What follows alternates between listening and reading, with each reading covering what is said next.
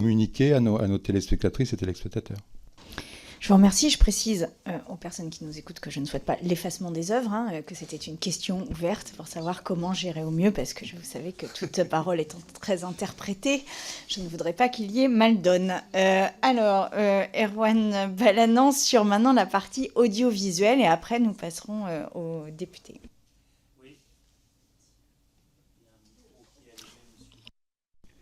Merci. Donc, bon, on a fait un tour qui n'est pas exhaustif de la question production cinéma, mais vous êtes aussi des producteurs de contenu audiovisuel et des producteurs d'émissions.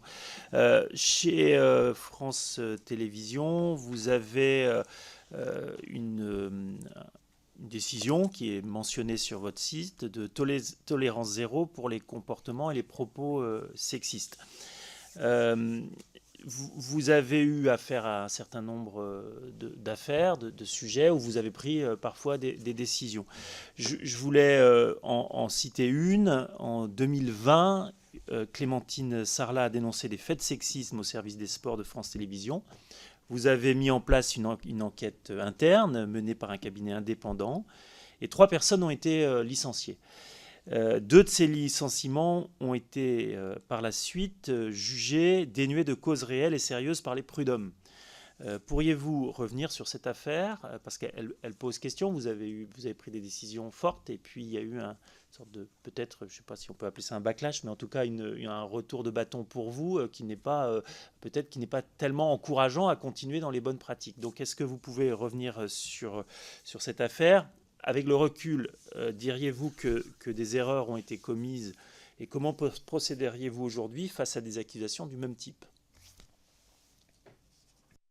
Alors, bon, c'est une affaire qui a fait beaucoup de bruit dans la presse. C'est toujours amusant parce que tour à tour, on m'accuse d'être féministe et puis tour à tour, on m'accuse de... Enfin bon, bref, ça va jamais.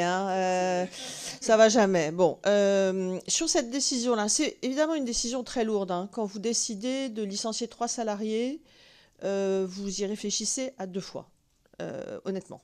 Et donc, voilà, c'est des décisions en conscience. C'est vrai que les résultats et les témoignages sont importants. Enfin, les résultats de l'enquête, les témoignages qui ont été portés à ma connaissance dans l'enquête sont très importants. Leur nombre, leur crédibilité, l'impact psychologique sur les femmes concernées aussi.